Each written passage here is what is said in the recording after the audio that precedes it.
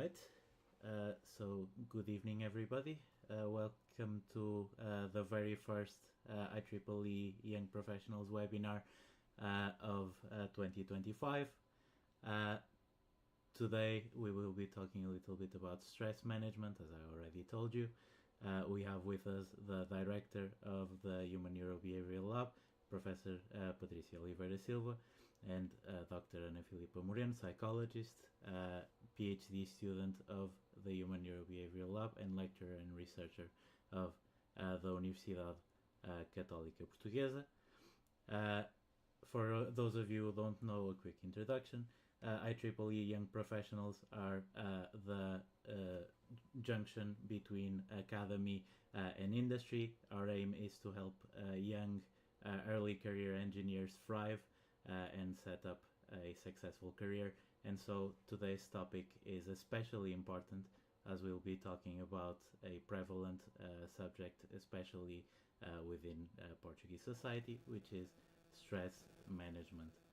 Without further ado, I will leave you with Professor Patrícia Oliveira-Silva and Dr. Ana Moreno to start their presentation. Thank you very much for being here.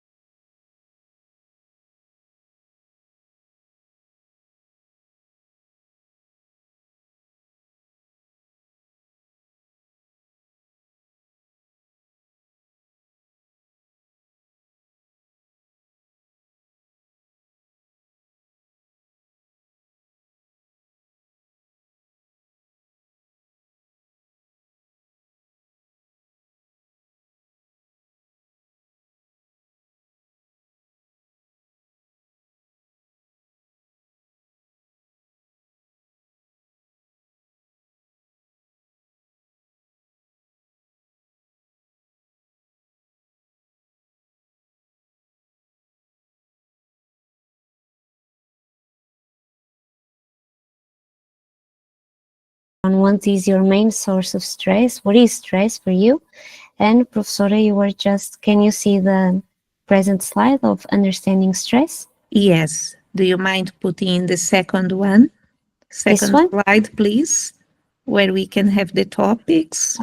I think I'm not being able to share because I am changing slides and no one else is seeing. Yes, and I can start talking. It's okay. So today I was just trying to share with you what we have in our minds for this discussion, because I think it's important to establish what we are calling stress and to give you at least the definition we have worked in the lab. Also, we will talk a little bit about how does a stressful situation can affect me or can affect us, what kind of impact and which systems could be impacted by a constant level of stress. And finally, we'll talk about some, I would say, tricky part of the stress. First of all, it's the idea that how can we call this kind of response? Are we talking about a challenge? Are you talking about a threat? And I think this kind of narrative is very important for us, especially when we are talking about the ability to regulate this stressful situation and our stress response. So here you have the main topic, and this is to set our goals for the head. So what is stress after all? How does stress impact? Obviously, it's not only the brain, it's our entire body, but here I would like to talk especially about the impact on the brain. We will also talk about the consequence of this impact in the brain. What else is happening in our body? This idea that I think we need to discuss, that is it a challenge? Is that a threat? And you will understand at the end of this discussion that we will do our best to encourage everyone to reframe this idea of stress and reframe stress as a challenge much more than as a threat, what I think is very important in terms of providing the right setting for stress regulation. Finally, we will talk about what kind of signs we can see in our body when stress is at this stage and how to manage stress. Very simple trick that we can use in our daily lives to not feel controlled or at least affected by this stress level. Next, please. Okay, so what is stress? How can we describe in a simple way what is this kind of amygdala response? And we will talk about some brain areas enrolled in this response. But when we think about stress, it's very important to know that stress is a natural response to situations that are very demanding or challenges that we don't feel confident we have resources enough to deal with. That's why is so different from one person to another. That's why the kind of impact it could have is very different if we compare two persons, even when they are in the same situation. We see every day this in the lab when we think about research, that even situations that we design to be to evoke stress, those paradigms can have a completely different impact into different people, because the way we deal with the demands of a situation, of an experience, and even the way our own body is familiar to respond to those situations are very different. And for us, it's very important as well to know why some people react in such a different way. I would say that for those who are interested to interact with us, to make this more engaging, if you would like to share in the chat, maybe I think it's open, right, Pedro? Is it open? So please, try to share with us in your professional area or in any other activity you have in your daily lives. How do you see, do you perceive stress? What kind of situation you know or you anticipate will evoke a stressful situation. It will be very important because I think this is the kind of activity that also validates the situations we feel stress. And we tend to think that this is a very unique way to feel stress, and most of the people will probably be able to control their reaction. Next slide, please. You have here, while you think about those situations, I can tell you a little bit more about the consensual definition for stress.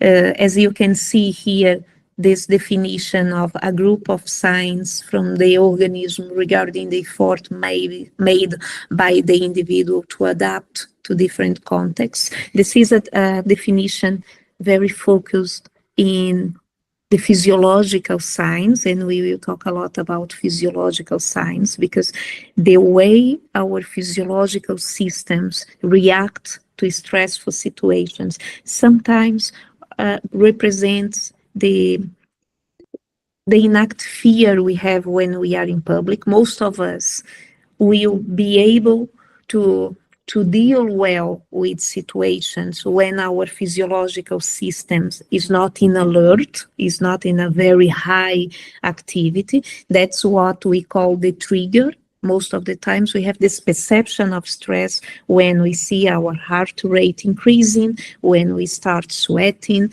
when we feel that our voices, our breathing pattern is changing very fast. And those kind of targets in our bodies are reflecting exactly this cognitive reaction we have to situations that we don't feel very confident to deal with.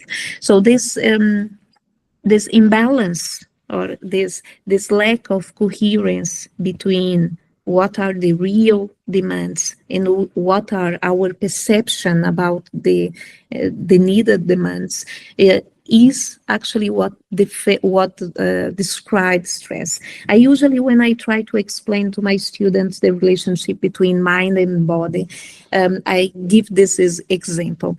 Most of the times, when we think about situations that we don't know how to deal very well, we think about situations when other people are judging us. So social situations, for instance, are considered nowadays one of the most stressful situations a human being needs to know how to deal.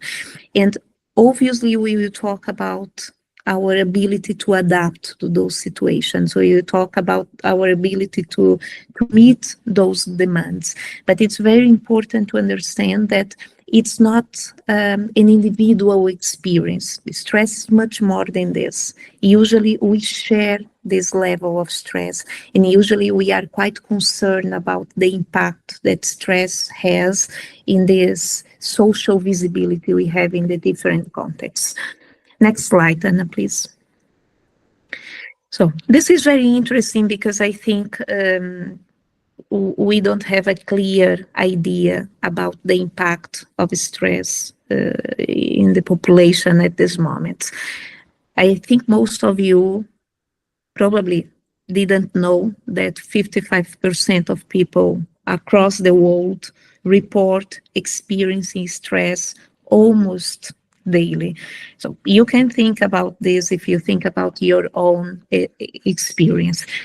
Other data that is very important to consider is to think about the impact in our economy, the impact on the working environment, and we know that approximately 40% of all the absenteeism we have in the working environment rate due to stress, especially in younger people. And this is a change in our comprehension about the impact of stress. Some data from the 80s shows numbers completely different and are not so related with the younger population or this younger part of the working population.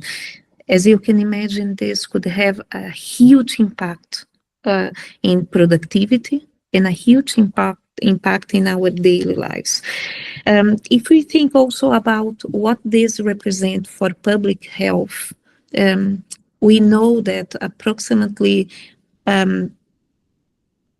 all the services we have to provide some support for stress, today they are not prepared to deal with the early signs of stress. Stress disrupts concentration, stress disrupts decision-making, motivation, and at the end, stress leads us to higher tendency to avoid many situations we need to deal in our daily lives as workplaces and school. And we also know from research that younger people, particularly young women, are more vulnerable. And it's very difficult, it's not consensual to explain why, but at least we have some evidence showing that most of this vulnerability can be explained if we consider the higher emotional reactivity, the pressure society puts on female shoulders, the difficulty, for instance, in conciliating personal and professional lives, and so on. For us from the psychology school, it's also very important to think about the link between stress and many other mental health disorders, right? It's important to understand that chronic stress can lead to mental health conditions. And we can talk about high level of anxiety, depression, burnout, and so on. And those conditions, when they are diagnosed, so when they are in a clinical level, usually is obviously very difficult to deal with.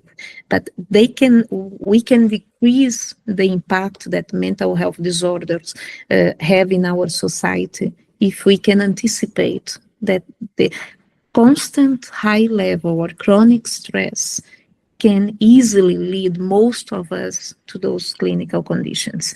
Chronic stress overactivates many brain areas, and we believe those are the main bridge between stress and mental health conditions. We will talk a little bit more about those, this linkage between even the perceived stress and the impact on brain activity. Stress is like a fire. I love this definition because for me it's the best way to represent in a more maybe poetic way what is this kind of response that we have in many situations. But it's like a fire going on continuously, and most of us need to live with this fire. If it never stops, the system breaks down. This is the main idea we have. So it's a fire that consumes our resources and consumes most of our energies to deal with many other conditions. So how can we address this? This is a very important point here to discuss, and we will, as I told you, to give you some other ideas about how to start being able or more competent to control this stress level as soon as we can detect some changes. We today know, and please move on to the next slide, Pedro. In the next one, please. Next, we will show exactly this. Yes, thank you. Thank you so much. Great. When we think about the neurocorrelates of stress, and no worries, I will not stay here talking too much about neuroanatomy, but I think is very useful to understand how the system is organized. One of the main brain area responsible or in charge of this stress response is this very small brain area called amygdala. And I like to call amygdala the alarm system, because amygdala is the one saying something is wrong or something can happen in a very near future. So when we face with a stress, the amygdala, this alarm system, or this brain's emotional processing centers, this is the right way to call this area, detects that we have a specific threat and activates the stress response. So we have a kind of manual, receipt, how to deal with situations that we consider are potentially putting ourselves in danger. So the amygdala is in an alarm system because it doesn't work alone. Probably its main function is to send information to many other areas saying we need to keep alert facing this situation. And that's why most of us feel that when we are facing a challenging situation, we feel like many different systems activating at the same time. And this is because the amygdala is quite good in communicating, it's quite good in making this alarm quite clear for many other systems. And one area that amygdala communicates very well, and please, Pedro, put in the next one, is the hypothalamus. So what amygdala does is to signalize to the hypothalamus a kind of cascade of physiological reactions saying that something needs to change in our behavior. That's why I like to call the hypothalamus the command center, because hypothalamus activates a lot of, let's call, highways. So many highways, many different pathways to communicate with different systems to regulate and release a very good friend for most of us called cortisol. So amygdala will activate, will send information to hypothalamus. Hypothalamus will be in charge of activating the release of cortisol, and cortisol actually is the button we need to prepare ourselves, to prepare our body for 3 typical responses. All of us knows those responses. Those responses are fight, flight, or freeze. They are known as the 3 Fs. And if I had here a quiz, probably I could differentiate a little bit in which F you most of the time will be enrolled, because we can see that most of us has tendencies in the way we respond in stressful situations, and we will tend to respond in a fighting mode, or more in a flighting mode, or even what is not as adaptive as we would like, on a freezing mode. We'll talk more about this in some minutes, but here is important maybe to go to the 3rd brain areas in this triangle. Pedro, please put in the next one. That is the prefrontal cortex. Yes, and this is well known. Most of us, when we think about regulating emotion, when we think about being able to face stress, we think about the prefrontal cortex, because the prefrontal cortex represents this rational thinker. So ideally, the prefrontal cortex will be able to make decisions in different contexts, and will be able to control, for instance, impulse control, so to impulse response.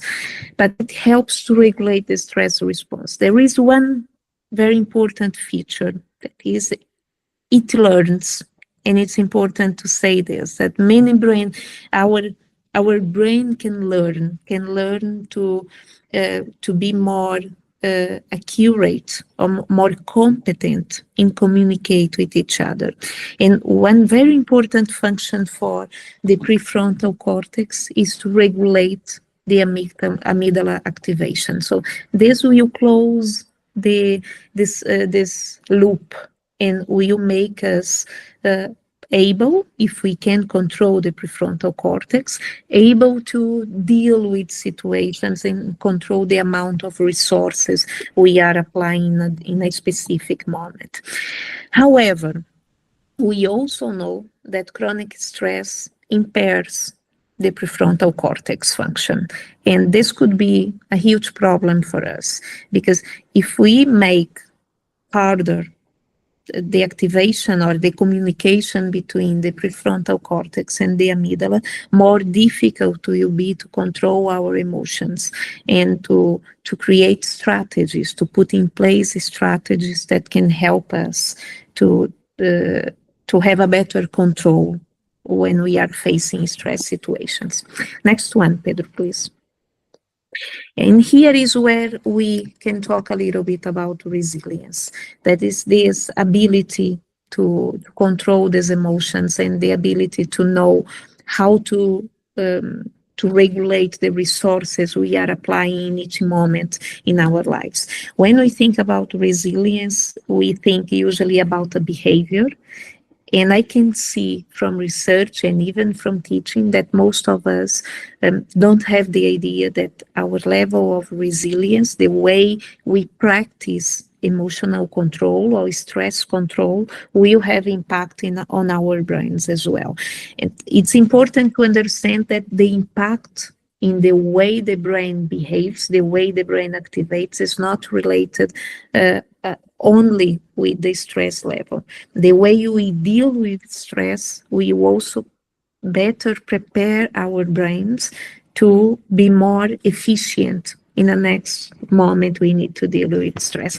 This is a kind of two-way pathway.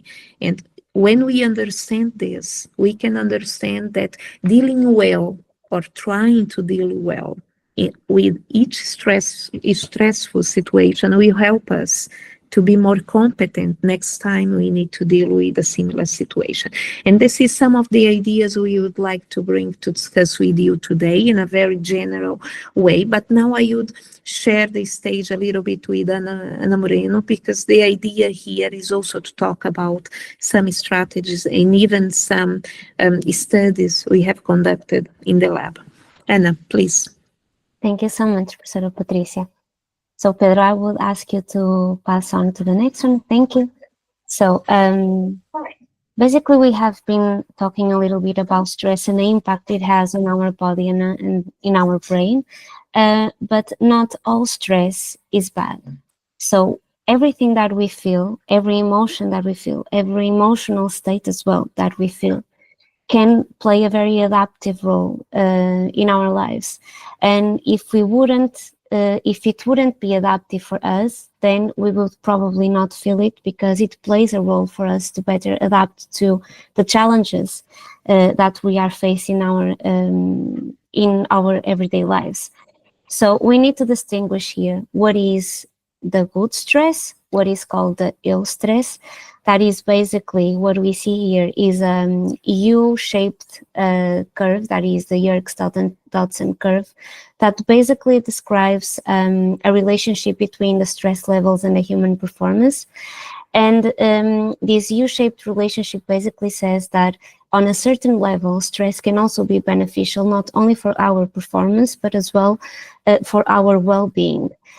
So when stress does not become harmful, so what we have been talking about so far is when the challenges in our life does not surpass what we believe are the resources we have to successfully deal with those challenges, then we are on what we say an optimal level of stress that can include that inclusively can give us motivation, energy.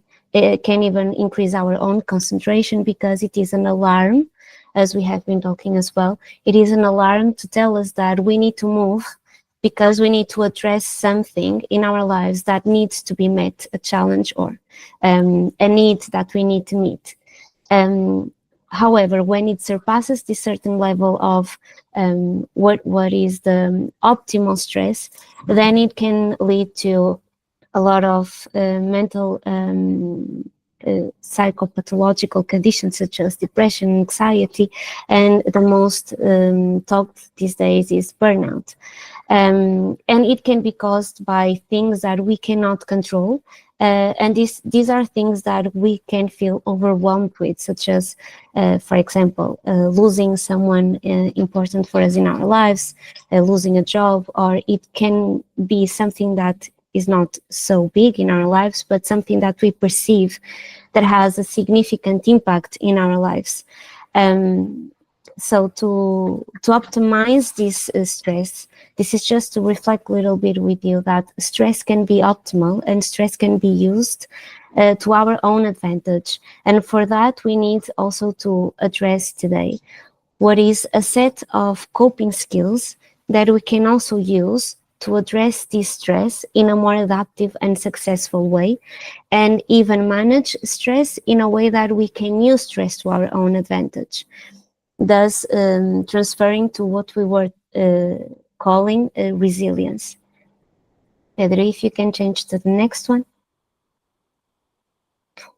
So we have been talking a little bit on this mind-body interconnection and how we, our body and organism reactions to stress is also managed by our brain, that gives us this alarm system on what we have to address at that time that is perceived somehow as a danger or as a threat.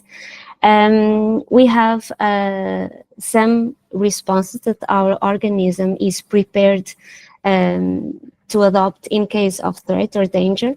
And obviously in our everyday lives in big cities and the places where we live at, obviously we won't be having to face a lion or, for example, to hunt.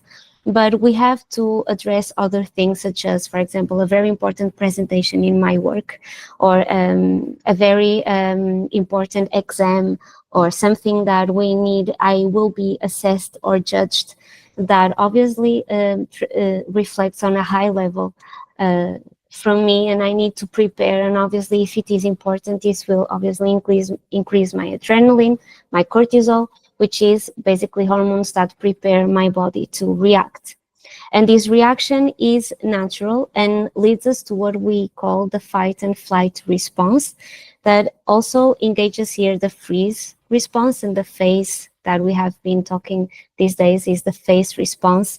That is a more adaptive, where we can address a challenge without flying, without avoiding the challenge, but in a very assertive way.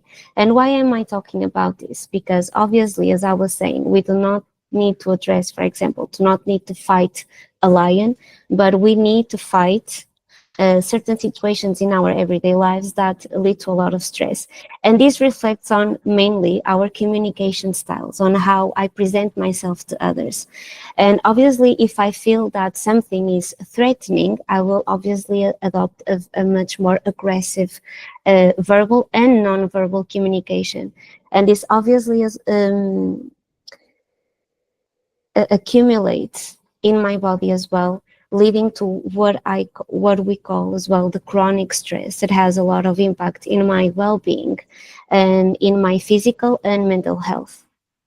Pedro, if you can change. So far we have been mainly talking about main concepts related to stress and how it does reflect on our organism and in our responses.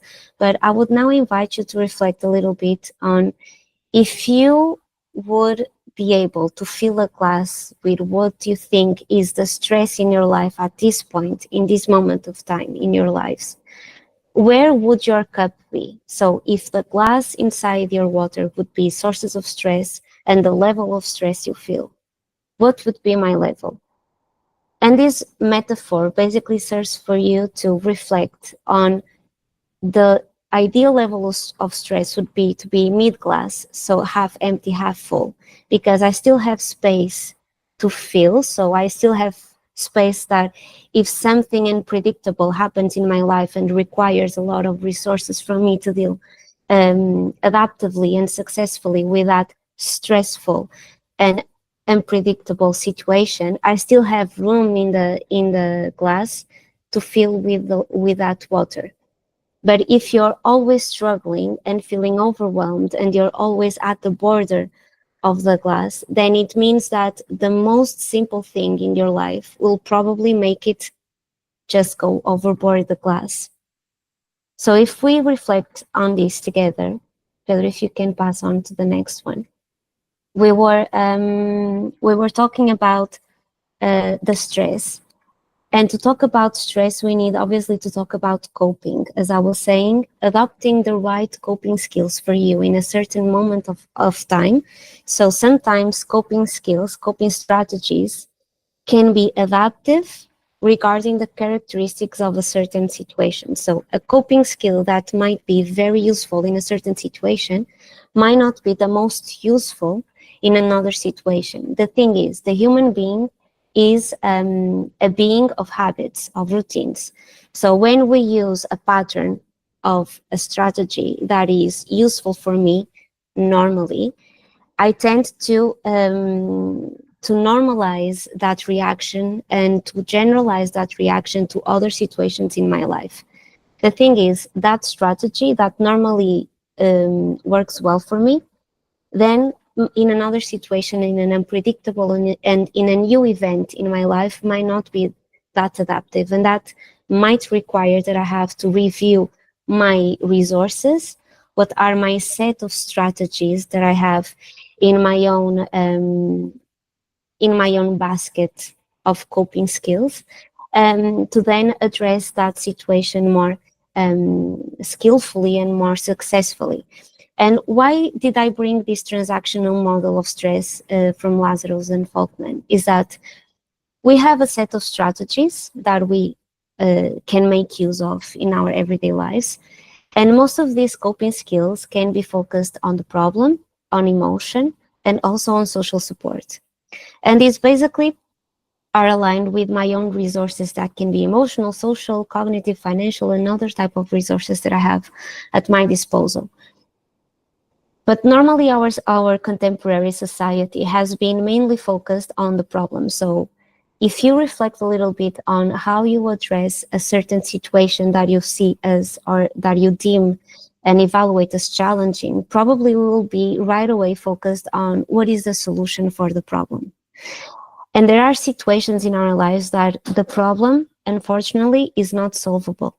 So what can I do in that situation? I can change the way I feel towards that situation.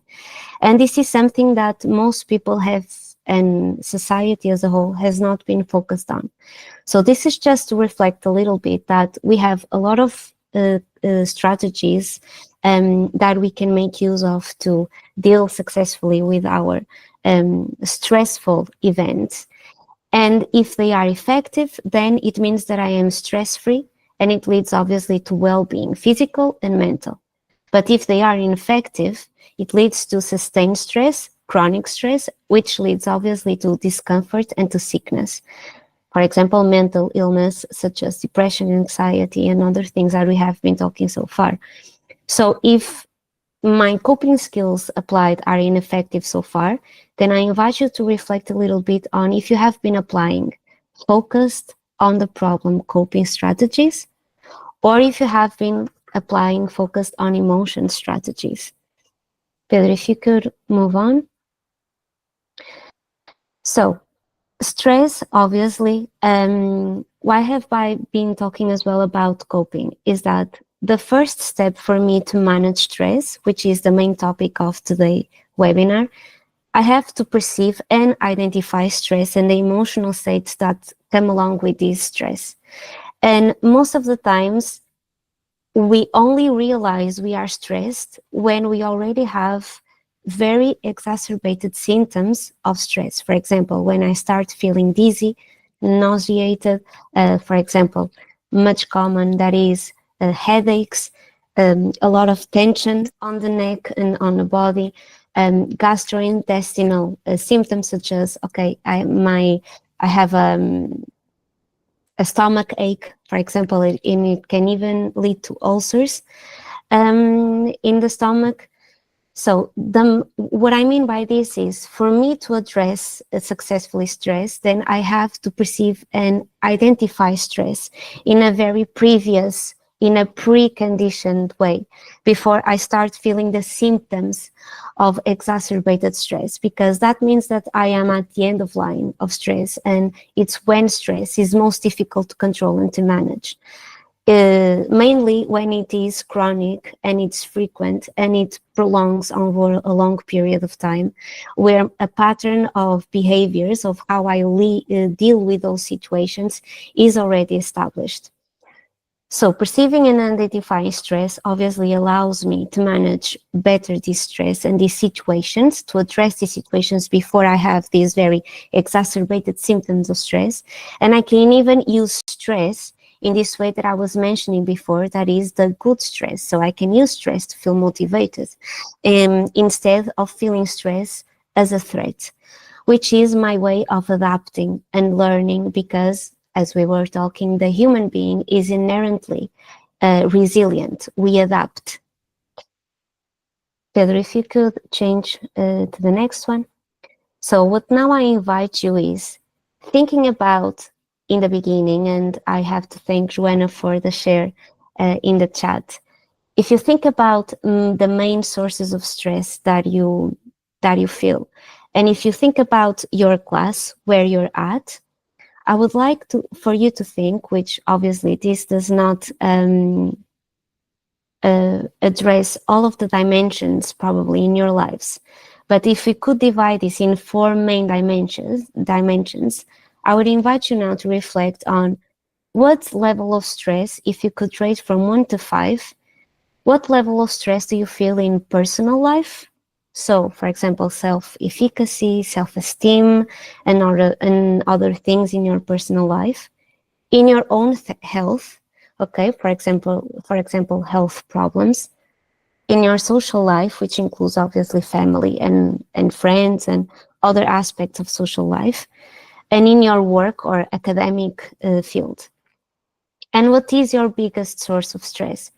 So if at this point, for example, you would follow something similarly to this graph, what is the main source of stress that you have, for example, in your personal dimension or in work? And how could you balance it better? How could you approach this to be more and less on a 2 source of stress and a rating stress over these dimensions in your life? And after identifying these sources of stress, can you identify if these sources of stress are problem-focused, resolved, or are more emotion-focused, resolved? Because if they are more emotion-focused, because you cannot solve that problem, for example, I have to do a presentation, I have to do a webinar on how to manage stress, for example, I cannot just not do, or I cannot just stop assuming a responsibility that I assumed. Then I have to address that compromise, that situation with another perspective, because I cannot just erase the problem, but I can address how I feel about the problem and to manage my stress better when that source of stress comes along in my life. Pedro, if you could change to the next one. So this was just an invitation, as I was saying before. Do they work? What strategies have you been using to empty your glass, to always maintain at the middle of your glass, your sources of stress? Do they work? Have they been working so far? If not, I will invite you to, again, as I told you before, to revisit these strategies and to revisit your sources of stress and how can you approach them in a more effective and successful way. And I will now follow to address very specific strategies.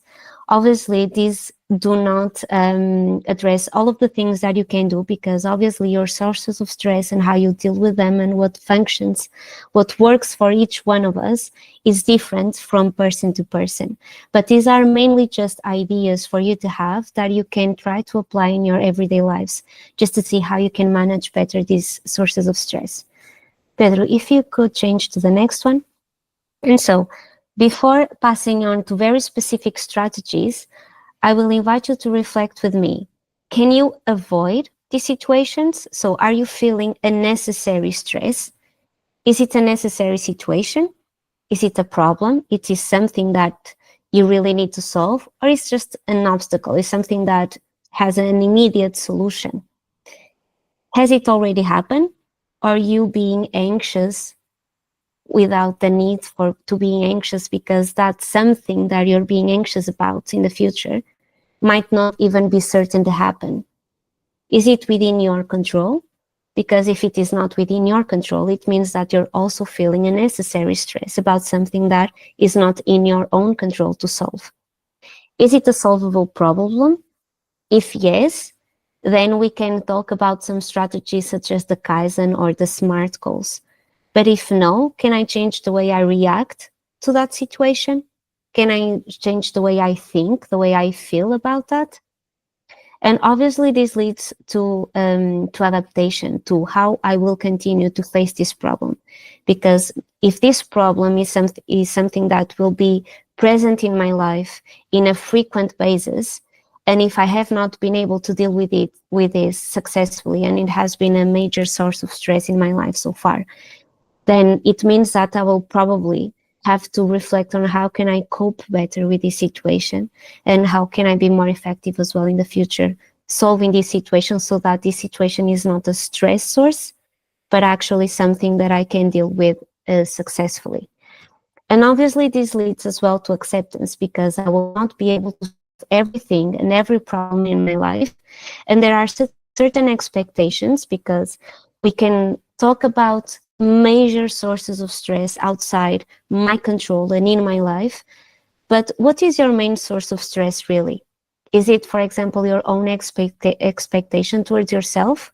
Are you putting too much pressure on yourself? And if you cannot do something that other people don't even feel, for example, bothered with, but you feel highly conscious about that, and you self-blame yourself for not being able to achieve something, then maybe it means that I need to change the way I think about it. Expectations that I have to let go, okay? Okay, Pedro, if you could change now to the next one. Sorry.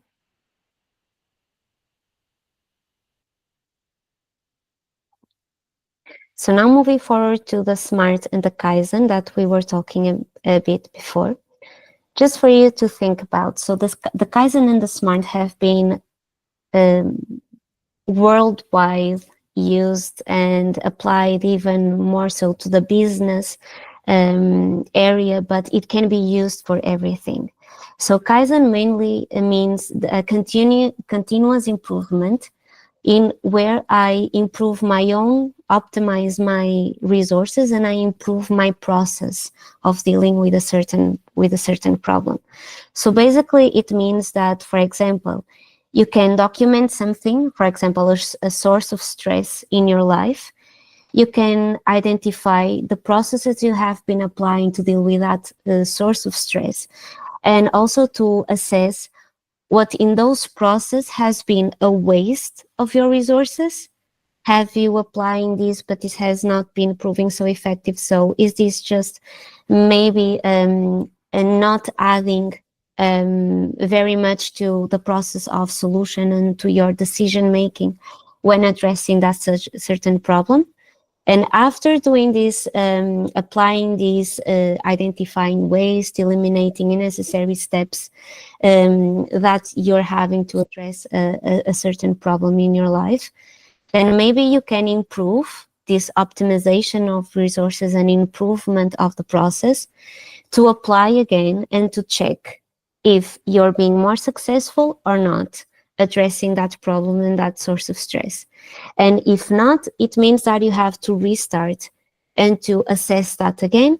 If it has been successful, then you can obviously celebrate, have a glass, let me say, for example, of soda, let's say, and obviously do it again and apply it further because it has been successful. And when applying this Kaizen process, we have to think about SMART goals. So goals that are specific. What do I want to accomplish exactly? How will I know when it is going to be accomplished? Because sometimes I forget to establish goals and mini goals along the way that allow me to understand how am I progressing in tackling a certain problem in my life, or a source, for example, a challenge in your work or a challenge in your academic lives. And I forget to have ways to measure how effective have I been while addressing that problem.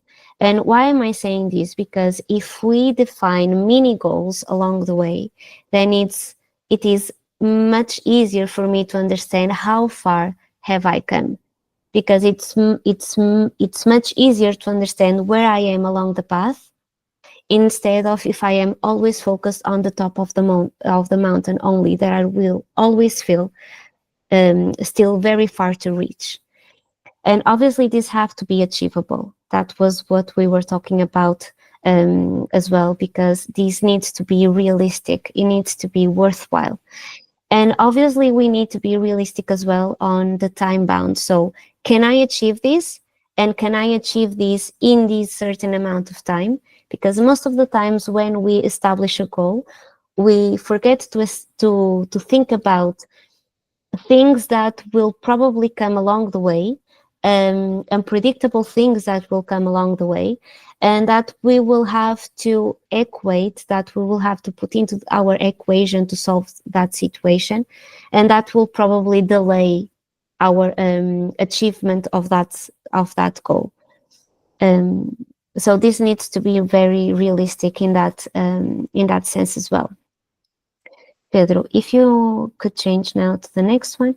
So I just this is just to reflect a little bit with you on procrastination, because how many times have we procrastinate about tasks that we have to do and that we do not want to do, because we somehow feel that they overcome the resources we have to do that task in a very successful way. Because procrastination, in spite of what most people think, is not about being lazy. It is about being anxious, about not being competent enough to achieve something. So to address procrastination, if it's the case that you are a procrastinator in certain situations in your life and addressing a task, we need to address this in a very self-awareness way. Why am I procrastinating? Is it because I don't feel competent enough? Is it because I am too tired, overwhelmed, and mostly in a burnout? Am I already in burnout, for example? And to tackle that, I need to set these realistic, smart goals and mini goals along the way to address this in a more effective way. As I was saying, we have several types of strategies that help us as well change the way we think about a certain task. For example, applying Kaizen, SMART, and even just thinking about moving forward 1% each day. And it means that at the end of 100 days, I have achieved my goal. But also we can talk about some strategies on how can I manage the stress in my own body. That is what we will be addressing now. Pedro, if you could change now. So to address the stress in my body, because we have been talking here a bit about how I can change the way I feel and the way I think about a certain situation that causes stress, but obviously I can also rewire the way my body feels about a stressful situation, and that is as important as changing this cycle of cognitive schemes of feeling and thinking. And for that, I will ask you now, have you been mindful or have you been mindful? Okay, and what is for you mindfulness? Because we have been talking, many people have been talking about mindfulness, and probably you associate mindfulness with yoga, which is mostly associated as well with practices of yoga, for example. But mindfulness always means complete state of mind focused in the present. So for that, what makes you feel that way? What makes you feel that you can empty your mind? And it can be something as a hobby, for example, going to the gym and making physical exercise. And that is where you somehow find refuge to just stop thinking about all of the things that you have to address in your life and empty your mind. where and when do you feel the best and happiest? And where do you feel like you have the time and space to stop? And for that, you have to reflect, what is mindfulness for you, a mindfulness practice for you?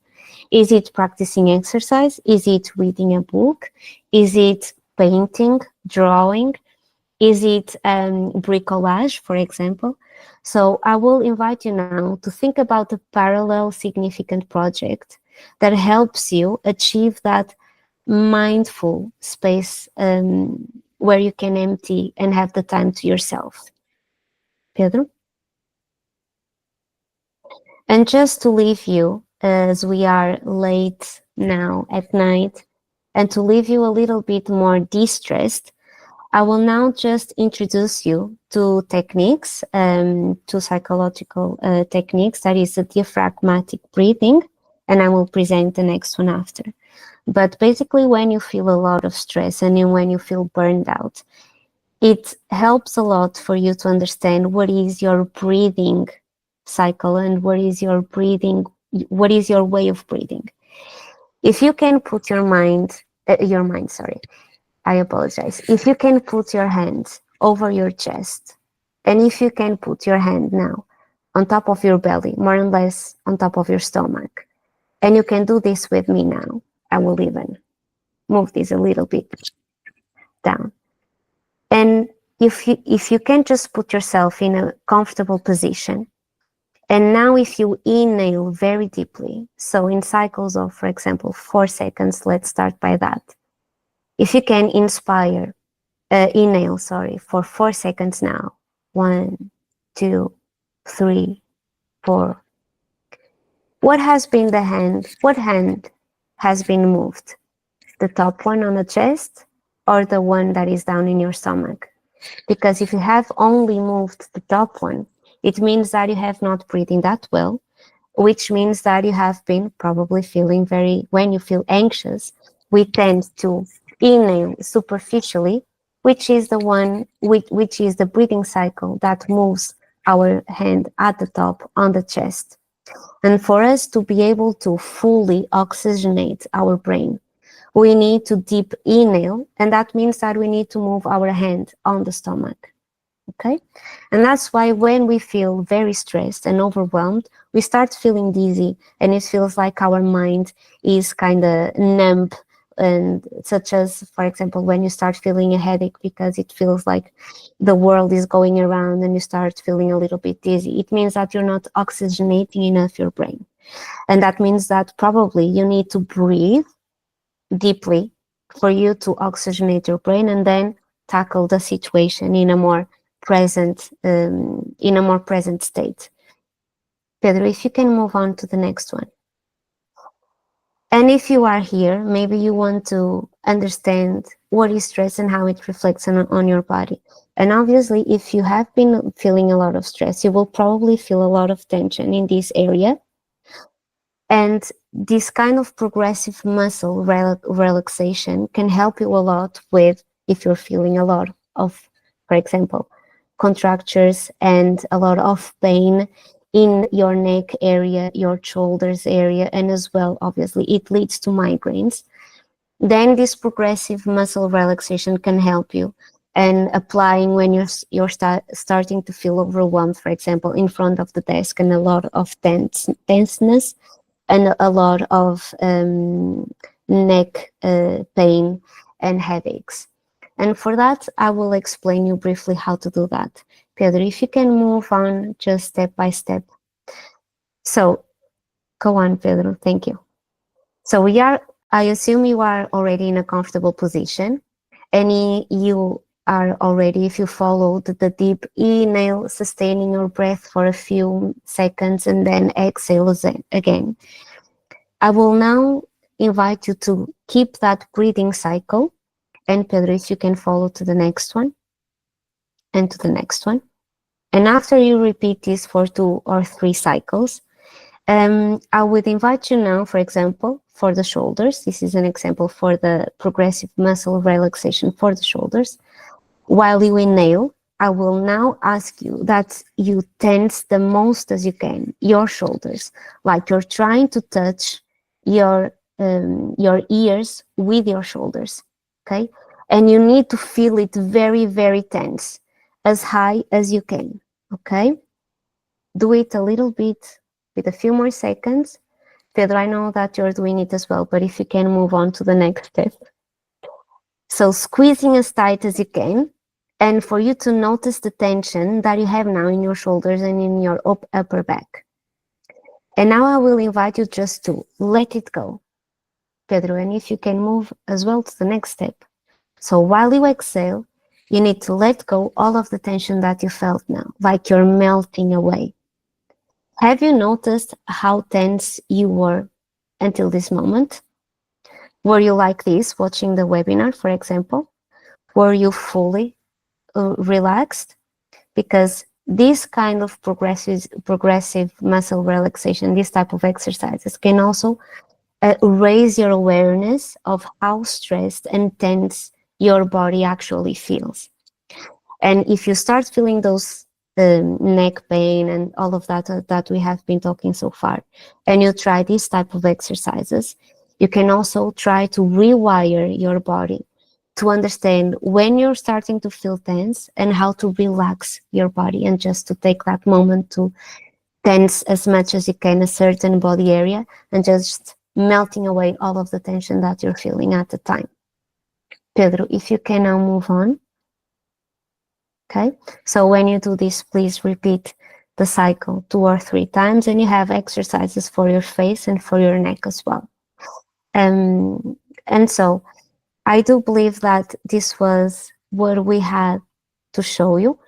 I had this little bit reflection on the end, but it's mainly what we have been talking so far. So establishing a meaningful side project, and it can help a lot with this mindfulness process of having a space for you and for emptying your mind, and mostly to knowing your limits, knowing your social battery, if it's running low, and knowing how to establish your boundaries in your own social circles, in your own work life, but as well in your own personal life, knowing your own limits, setting your limits, knowing when to be selfish and or selfless, okay? And knowing as well when you're having catastrophic thoughts, when you're letting that overwhelming sense of stress getting over you, and how to control that and to manage that in a more successful way, and finding a routine that works for you.